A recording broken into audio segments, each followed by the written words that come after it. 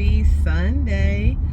Welcome to the weekly reflections with ZeNai Brooks, running for Indiana State Auditor.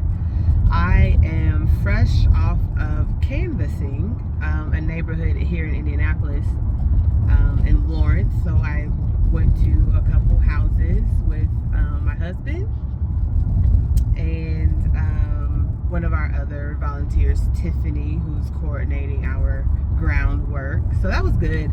I'm also fresh off of the road from Gary, Indiana. I was back up there this weekend. I attended the IBLC, the Black Legislative Caucus Town Hall, and then met some good people, heard some legislative updates, some of the bills that passed or are in progress or that did not pass.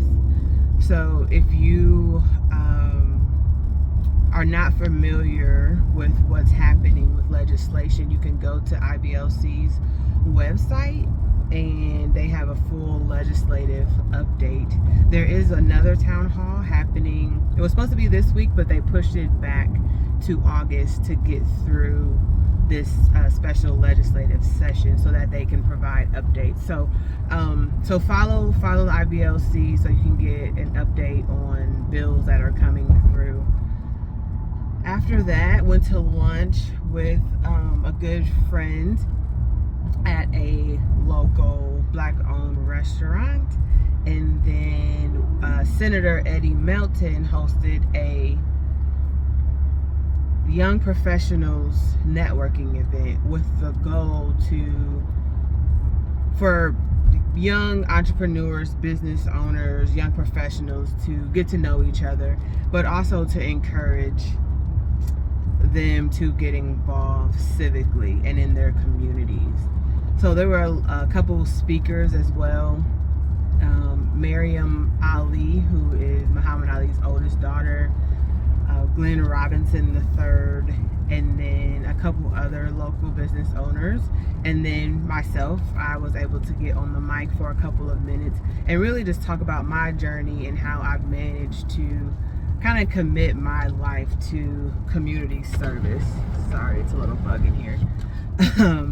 So really trying to encourage folks to not just think about themselves, to use their gifts and their talents and to figure out their purpose, and then how do we use that to help our communities be better places. And so it was a great event. It was a great time. I met some great local business owners and entrepreneurs. I met a couple other Black CPAs.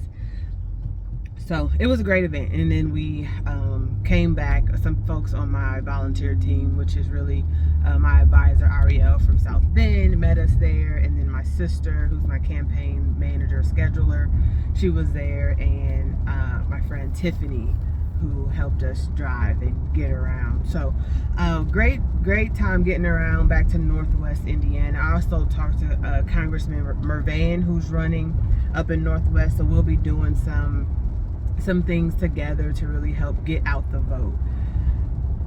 Really also thankful to Prosecutor Mears and Congressman Andre Carson, who have been great to help us coordinate efforts here in Marion County. And so even the canvassing that we did today, our teams were able to have some joint efforts, save some resources.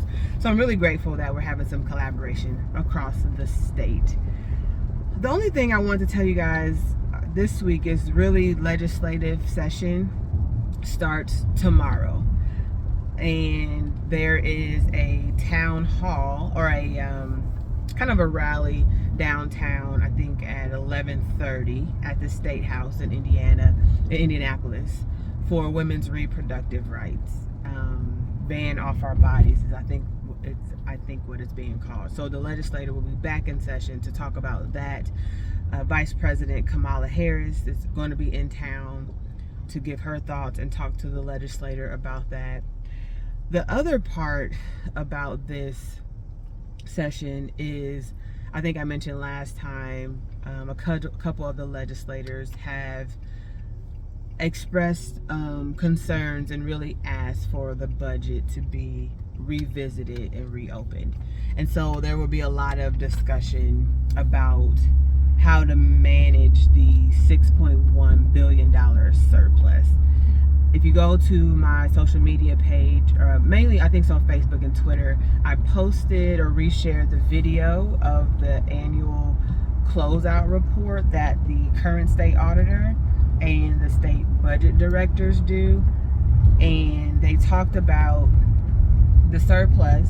They also talked about some of the checks that are supposed to be reissued to the community. It's interesting that we're still trying to issue checks out to people of $200 and some when that's going to be part of the legislative discussion on the next couple of weeks. So it just kind of brings into question, are we really even trying to listen and consider what the legislator is asking on behalf of the people? And there is something in the statute that requires, if you have a certain surplus, a certain amount of money left over, it triggers a reimbursement, disbursement back to taxpayers. But there's some flexibility and some things that can be done differently there. So pay attention to that. If you are not subscribed to my newsletter, please go to ZeNai.com. I have been sending out newsletters. This one that went out this weekend talked about what the state auditor actually does. I did a short YouTube video really focusing on the state finance committee that this role was set up to be a part of. Someone asked me earlier, does this position have any real power? And one thing to think about is, one thing to note is, myself running for auditor, Jessica McClellan running for state treasurer, that would be 2/3 of this state finance committee. So as money is being shifted between funds, between agencies, if we get these two people in this position, that is a voice right away to approve or deny certain transactions. That is power. That is immediate change. Some other change may happen incrementally, but this is something that we would be able to affect right away. So that's why it's important to not only vote for myself, but to also vote for Jessica McClellan, and then also voting for Destiny Wells, who is running for Secretary of State. And if you know anything about that race, the one of the most important aspects of that is access to voting, voter fairness, and the other candidate is really trying to restrict voter access, where Indiana is already one of the most restrictive states. You know, we have a short early voting window. You are not allowed to do absentee ballots unless you have, meet one of these criteria. And so it's really important to pay attention and really vote for these three women on this ticket. So Destiny Wells, myself, ZeNai Brooks, and then Jessica McClellan for treasurer. That's all I have for you guys today. Again, go to my website, sign up for our newsletter. If you are interested in canvassing, walking around your neighborhood, or making phone calls, we need more bodies, because I can't be in all the places. My husband can't be in all the places. So we really need people to serve as an extension of our team. So you can sign up on the website as well. And as always, I still need money to be able to get around the state. So please donate, even if it's just $10 a week. That adds up.